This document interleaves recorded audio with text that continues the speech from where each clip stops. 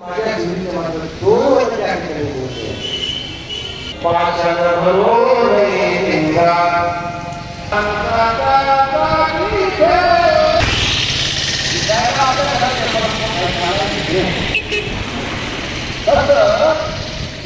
वास्तव कधी जास्त आहे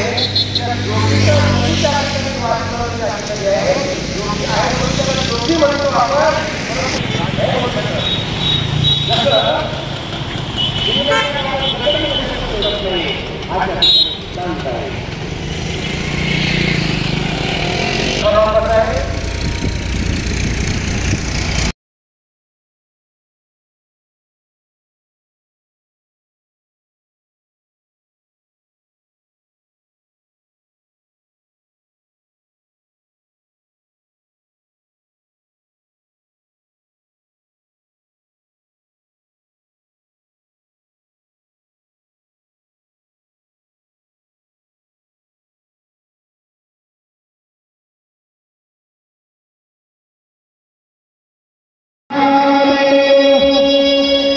असे हे भगवान शिवजी ज्यांनी राम नामाचा मंत्र त्या ठिकाणी आपल्या कंठामध्ये ठेवलेला आहे आणि कंठामध्ये त्या ठिकाणी राम नाम असल्यामुळं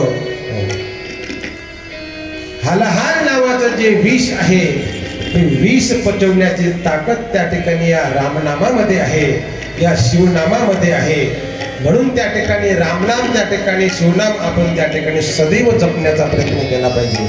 असं त्या ठिकाणी शिवजींचं त्या ठिकाणी काय आहे स्वरूप आहे.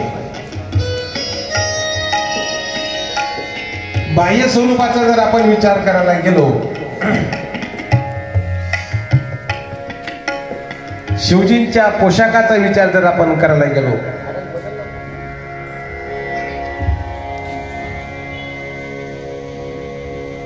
त्यांच्या वास्तव्याबद्दल जर आपण विचार करायला गेलो, कळत करा तर बाह्य विषयाचा जर आपण विचार केला तर त्या ठिकाणी एक सुंदर तुकाराम महाराजांचा अभंग आहे. त्या अभंगामध्ये पूर्ण वर्णन केलेलं आहे. गज चरण व्याघ्रांबर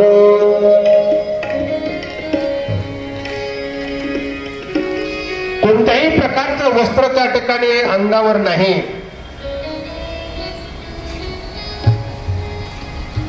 त्यानंतर पूर्ण अंगाला त्या ठिकाणी भस्म लावलेला आहे. हातामध्ये त्रिशूळ आहे, गळ्यामध्ये त्या ठिकाणी नागदेवता आहे, रानकुट आहे. सगळे अमर आहेत का? भगवान शिवजीची अमर कथा श्रवण करतात असं का? नाही. स्मशानभूमी प्रत्येक ठिकाणी आहे, परंतु आता त्या ठिकाणी राहणार कोणी शिल्लक राहिलेलं नाही. फक्त त्या ठिकाणी कोण राहतात? मग शिवजीचं वास्तव्य त्या ठिकाणी आहे. पूर्वी एक जमात होती, तिचं नाव होतं जोगी. जोगी कोण राहत होते? जोगी. त्याला आम्ही लहानपणी म्हणत होतो मसन जोगी. हो, तो त्या ठिकाणी प्रत्येकाच्या घरी यायचा सकाळी. हो, त्या ठिकाणी शिवजी सारखे पूर्ण अंगावर कपडे, मोठा टोप, एक घंटी राहायची अशी आणि ती वाजवायची. हा, जोगी बाबा आला रे, जोगी बाबा आला रे, द्या 10 रुपये द्या, 20 रुपये द्या, असं त्या ठिकाणी तो मागायचा. हा जोगी समाज जो होता हा पूर्वी त्या ठिकाणी स्मशानभूमीमध्ये राहत होता आणि तिथं जी त्या ठिकाणी कामे असतील ती सर्व कामे त्या ठिकाणी ते करायचे. मग मला सांगा, ती जमात त्या ठिकाणी राहत होती म्हणून त्या ठिकाणी त्यांना जोगी म्हणायचे, मसन जोगी म्हणायचे. मग भगवान शिवजीचं सुद्धा त्या ठिकाणी वास्तव्य आहे म्हणून त्यांना तुम्ही जोगी म्हणसाल का? अजिबात नाही. या ठिकाणी समर्थ सद्गुरू श्री खटकेश्वर महाराज यांचा सहवास आप्पाजींना लाभलेला आहे. समर्थ सद्गुरू खटकेश्वर महाराज हे तुमच्या आमच्या सारखेच होते. माणसासारखंच वागणं होतं, माणसासारखंच बोलणं होतं, खाणं पिणं सुद्धा माणसासारखंच होतं. म्हणून काय ते संत तुमच्या आमच्या सारखे होते का? अजिबात नाही. समुद्र नदी नव्हे पैगा. समुद्र आहे समुद्र. अरे समुद्र समुद्रच आहे. नदी कितीही मोठी असली तर ती समुद्र होऊ शकत नाही. हा, समुद्र नदी नव्हे पैगा. चला पुढं. पाषाण म्हणो नये लिंगा. आपण भाग्यवान आहोत. बाकीच्या ज्या 33 कोटी ज्या देवता आहेत सज्जन हो, ह्या देवताचं त्या ठिकाणी एकच मूर्ती आहे. जसं विठ्ठल म्हटल्यानंतर पंढरपूरचा विठ्ठल आपल्या डोळ्यासमोर येतो. एकच मूर्ती. बरोबर आहे. आमच्या निवासस्थानी KK लाईव्हचे सर्व कमलाकर खेर्डेकर यांनी घरी येऊन परमपूजनीय श्री संत समर्थ खटकेश्वर बाबाच्या कार्यक्रमाची दखल घेत, आप्पाजी तुम्ही 2 शब्द सांगावे अशी आग्रही विनंती केली. बंधूंनो, महाराष्ट्र ही संताची भूमी आहे. संतांनीच या देशाला तारलेलं आहे. एवढ्या महामारीच्या काळामध्येही आध्यात्मिकता आणि संत माध्यम या विचारधारेनेच लोकांचं मनोबल हे वाढवलेलं आहे. दिनांक 6 ते 9 असा श्री संत समर्थ खटकेश्वर बाबा यांचा जन्मोत्सव सोहळा आपल्या चिखली नगरामध्ये सालाबादाप्रमाणे आपण घेत असतो. या सोहळ्याला या पंचक्रोशीतील सर्व भाविक भक्त आवर्जून उपस्थित राहतात. चंपाषष्ठी हा तिथीप्रमाणे बाबाचा जन्मोत्सव सर्व या पंचक्रोशीमध्ये चिखली या तालुका ग्रामी आपण घेतो. लोणारला सुद्धा बाबाचं तपश्चर्या भूमी आहे आणि बाबाचं समाधी स्थळ हे लोणार आहे. बाबाचं निवासस्थान, बाबाचं वास्तव्य, जवळजवळ माझा 13 वर्षाचा त्यांच्याशी आलेला सहवास आणि त्या प्रेमापोटी बाबांनी चिखलीला वास्तव्य केलं. मंदिर बांधण्याची मला संधी दिली, एक आदेश दिले आणि या नगरीच्या जनतेकरता एक पुण्यपर्वणी बाबाच्या माध्यमातून आपल्याला मिळालेली आहे. बाबा भेटण्याआधी या चिखलीमध्ये महान संत मौनी बाबा, महान संत लहिराम बाबा, महान संत उदासीन महाराज, अनेक संतांची ही चिखली संतभूमी आहे. आणि या ठिकाणी ज्यावेळेस बाबाचं आणि मौनी बाबाचं मनोमिलन झालं, भेट झाली, त्यावेळेस पासून बाबांना इथे सांगितलं की या ठिकाणी एक मंदिराची उभारणी झाली पाहिजे आणि तसा दृष्टांतही त्यांनी दिला आणि त्या दृष्टांतातही तेच दर्शवलं. त्याप्रमाणे पंचमुखी महादेव नाव्याचे रंगनाथ महाराज यांच्या हातानं ज्या पंचमुखी महादेवाची स्थापना झालेली आहे त्या मंदिराजवळच श्री संत समर्थ खटकेश्वर बाबा यांच्या मंदिराची उभारणी झालेली आहे. तिथे बाबाची मूर्ती बसवण्यात आली. नाम संकीर्तन, हरिपाठ, कीर्तन, सर्व आध्यात्मिक सोहळे हे तिथं नित्यदिन हरिपाठ आणि सतत धार्मिक कार्यक्रमाचं एक ठिकाण म्हणून बाबाचं खटकेश्वर मंदिर आहे. या पंचक्रोशीत नव्हे, महाराष्ट्रात नव्हे, पूर्ण भारतामध्ये हे मंदिर प्रसिद्ध झालेलं आहे आणि बाबाचं नाव हे पूर्ण भारतामध्ये सगळ्या संतांच्या मुखात आहे. हे मंदिर राष्ट्रीय महामार्गावर असल्यामुळे संपूर्ण राज्यातील संत मंडळी, त्या रस्त्यानं जाणारी मंडळी, ते संत रात्रीचा निवास तिथे करतात. तिथं भोजन व्यवस्था आहे आणि सकाळी सर्व पूजा अर्चा करून ते दुसऱ्या तीर्थक्षेत्रावर निघतात. बंधूंनो, या महान संताचा हा जन्मोत्सव सोहळा श्री संत समर्थ खटकेश्वर बाबा यांनी हरिद्वारला 48 वर्ष तप केलं. बाबा देऊळगाव वैशाचे श्रीमंत घराण्यातले, पण जय श्रीराम म्हणून जे घरून निघून गेले ते 48 वर्ष हरिद्वारला तप करून लोणार निवासी लोणी रोडवर त्यांचा आश्रम आहे, तिथंच त्यांची तपश्चर्या झाली. आणि कुठेही आमची ओळख नसताना ज्यावेळेस ते चिखलीला आले आणि चिखलीला आल्यानंतर प्रल्हाद पांडे यांच्या घरी ते आले आणि तिथं त्या ठिकाणी माझी भेट झाली. काय चमत्कार, काय मनोमिलन झालं,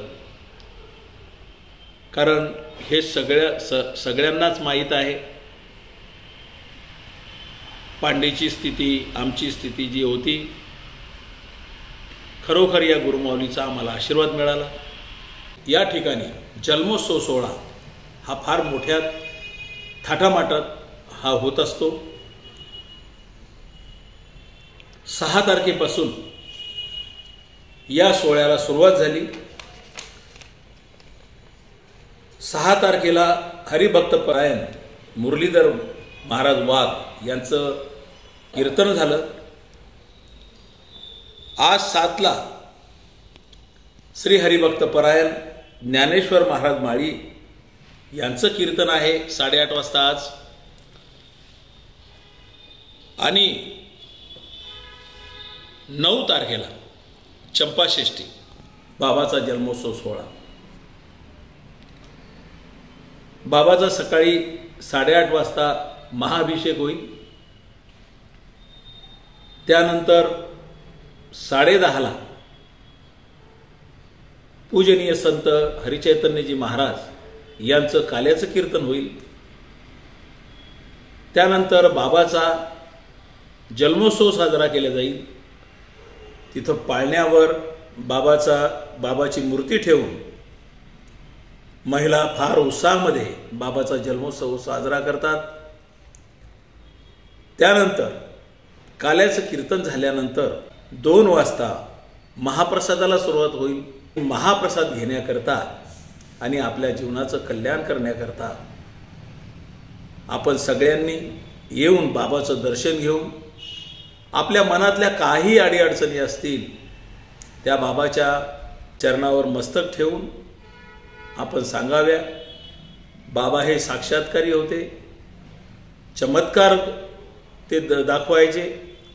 बाबा संत होते आणि संत ही मंडळी फार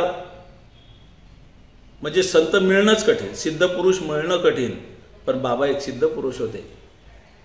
जर त्यांच्यासमोर कोणी जर घरानं घेऊन गेलं तर ते आधीच सांगायचे की तुम्ही याच्याकरता आलेले म्हणून. इतके अंतर्यामी होते. हे आम्ही प्रत्यक्ष सगळ्या इथल्या भक्तांना, चिखलीत जेवढे जेवढे बाबाचे भक्त आहेत त्यांनी ह्या सगळ्या गोष्टी अनुभवलेल्या आहेत. मी म्हणतो म्हणून नाही, पण जे बाबाच्या सानिध्यात आले, ज्यांनी ज्यांनी आपल्या अडीअडचणी सांगितल्या त्या बाबांनी सगळ्या निवारण केल्या.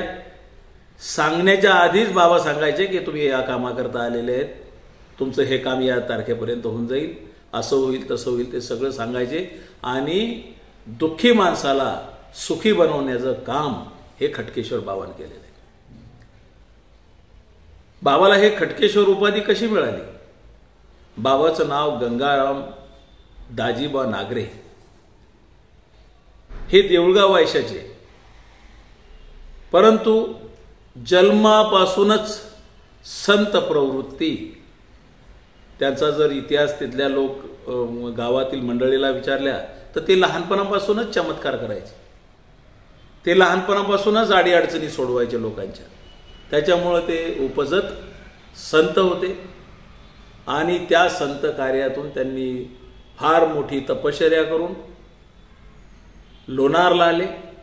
आमची चिखलीला भेट झाली, मग आमचं लोणारला जाणं येणं खूप वाढलं. त्यांचा कृपा आशीर्वाद फार मोठा आहे.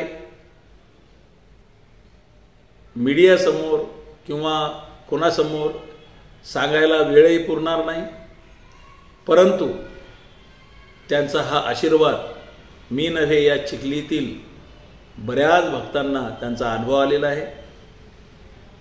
प्रत्येक अडचणीवर मी आता म्हटलं की त्यांना हे खटकेश्वर उपाधी कशी मिळाली. बाबाचं नाव गंगाराम, परंतु आलेल्या प्रत्येक माणसाचं खेड्यामध्ये एखादी काही घटना घडली तर त्याला म्हणतात अरे याला खटका बसला, काहीतरी याचं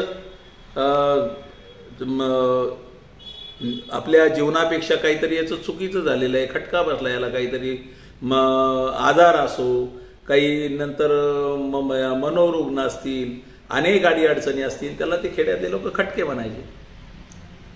आणि सगळ्याचे असे खटके बसवल्यामुळं बाबाचा भक्तवर्ग हा मराठवाड्यामध्ये जास्त आहे. ओझर सरकटे असो, बीड असो, परळी असो, मराठवाड्यामध्ये बाबाची भक्त मंडळी जास्त आहे. आणि म्हणून त्यांना हे सगळ्यांचं संकट निवारण करत होते. त्या खेड्यामध्ये त्याला खटका म्हणतात. आणि म्हणून गंगाराम दाजीबा नागरेचे ते खटकेश्वर बाबा झाले. आणि खटकेश्वर बाबा त्यांना प्रसिद्धी अजिबात आवडत नव्हती. ते नेहमी म्हणायचे आप्पा मला कशाला प्रसिद्धी हे झोतात आणून राहिले. कारण बाबाची तपश्चर्या इतकी मोठी होती की त्यांचं आम्ही जात होतो त्यावेळेस 20 फूट दुरूनच आमचं दर्शन होत होतं. पण आम्ही ज्यावेळेस जास्त बाबाच्या सानिध्यात गेलो त्यावेळेस कुठं पायाचं दर्शन आमच्या नशिबाला झालं. आणि अनेक चमत्कार दाखवून आम्हाला तर मला आणि माझ्या घराला त्यांनी तर खूप आशीर्वाद देऊन उपकृत केलेलं आहे. तसंच इथल्याही भक्तमंडळीला भरपूर आशीर्वाद दिलेले आहेत. मग त्या भक्तमंडळीमधले बरीच मंडळी त्यांच्याजवळ जर गेले, तुम्ही जर मला प्रत्यक्षात भेटलेत, मी नाव सांगेल, त्यांचे अनुभव ते तुम्हाला सांगतील. असे अनेक अनुभव आहेत. आणि म्हणून या महान संताचं कार्य करण्याची जी प्रेरणा आणि जी बाबांनी मला संधी दिली, जन्मोत्सव सुरू करण्याची जी संधी दिली, ती आज तागायत आपण बाबाच्या आशीर्वादानं ती चालवतो. करोनाच्या पिरियडमध्ये मागच्या 2 वर्षामध्ये हा कार्यक्रम अत्यंत साध्या पद्धतीनं पण महाप्रसाद या पद्धतीनंच आपण केला. यावर्षी जरा हे करोनाचं सावट कमी झालेलं असल्यामुळे शासनाचे सर्व नियम पाळून मास्क वगैरे सगळ्या मंडळींनी घालून, सॅनिटाईज करून, सोशल डिस्टन्सिंग ठेवून आणि शासनाचे नियम सगळे पाळून हा कार्यक्रम सुरू आहे. गावातून फार मोठी बाबाची प्रदक्षिणावारी असती. बाबाची नजर प्रत्येक नागरिकावर पडती. पण या करोनाच्या पिरियडमुळे त्याला आपल्याला परमिशन मिळाली नाही. परंतु छोट्या काही नियम पाळून आपण हा कार्यक्रम घेत आहोत. शांततेनं कार्यक्रमाला या, शासनाचे सर्व नियम पाळा आणि महाप्रसादाला आवर्जून 9 तारखेला 2 वाजता हजर राहा. बाबाचा प्रसाद म्हणजे हे तुमच्या जीवनाचा कायापालट करणारा प्रसाद आहे. आमचंही कल्याण केलं, बाबा तुमचंही सर्वांचं कल्याण करो. सर्वांचे आजार नाहीशे करो अशी बाबाजवळ प्रार्थना करतो. सर्व दुःखी कष्टी लोकांचे सगळे संकट बाबा निवारण करो आणि प्रत्येकाच्या घरी सुख समृद्धी येवो अशी बाबाच्या चरणी प्रार्थना करतो व आपल्या सर्वांना नागरिकांना विनंती करतो की 2 तारखेला महाप्रसादाला बाबाच्या मंदिरात या. कारण बाबाचा हा प्रसादाचा अर्थच असा आहे, प्र म्हणजे प्रत्यक्ष, सा म्हणजे साक्षात आणि द म्हणजे दर्शन. प्रत्यक्ष साक्षात दर्शन हे बाबाचं त्या प्रसादाच्या माध्यमातून आपल्याला होणार आहे. आणि म्हणून आपण आवर्जून या, संधी दवडू नका, बाबाचा प्रसाद घ्या आणि या कल्याणकारी बाबाकडून आपलं कल्याण करून घ्या. आणि आपण अनुभूती आल्यानंतर कमीत कमी आपला अनुभव आम्हाला सांगा, म्हणजेच त्याचं लेखी स्वरूपात हे ज्यावेळेस आपण ती गाथा लिहू त्याच्यामुळे हे अनुभव आपल्याला टाकता येतील की बाबाला यांनी साकडं घातलं आणि यांचा हा अनुभव आहे. जसे गजानन महाराजांचे अनुभव लोक पेपरमध्ये देतात तसेच बाबाही साक्षात्कारी होते आणि याआधी मी भाषणात सांगितलेले त्यांचे अनुभव सांगितलेले. इथं जास्त वेळ बोलू शकत नाही, पण प्रत्येकाला प्रत्येकाचा अनुभव आहे. आपण अवश्य दर्शन घ्या आणि अनुभव करून घ्या.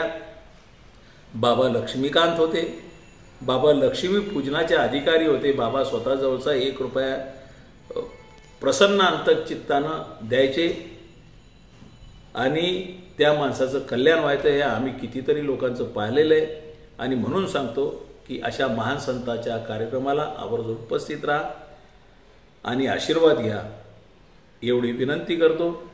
आणि KK लाईव्हनं येऊन इथं जो आम्हाला हे बाबाच्याबद्दल सांगण्याची संधी दिली, KK लाईव्ह खरोखर संत माध्यमातच नाही तर एक छोट्या पिरियडमध्ये KK लाईव्ह हे प्रसिद्ध चॅनल झालेलं आहे आणि धार्मिक कामासाठी ते नेहमी अग्रेसर असतात आणि धार्मिक कामामुळे आम्हालाही त्यांचा स्वभाव आवडतो. देवही त्यांचं कल्याण करो, खडकेश्वर बाबा त्यांचं कल्याण करो. त्यांचं चॅनल हे प्रसिद्धी पदावर तर आहेच, पण अजून त्यांना त्या चॅनलला खूप खूप शुभेच्छा आमच्यातर्फे आणि बाबाचा आशीर्वादसुद्धा मिळणार आहे एवढं सांगतो. त्यांनी घेतलेली जी मुलाखत आहे त्याबद्दल धन्यवाद, KK लाईव्हचे धन्यवाद आणि जय श्री संत समर्थ खडकेश्वर बाबा की जय हो एवढं सांगतो. आणि 9 तारखेला महाप्रसादाला आवर्जून या एवढी पुन्हा विनंती करतो आणि थांबतो.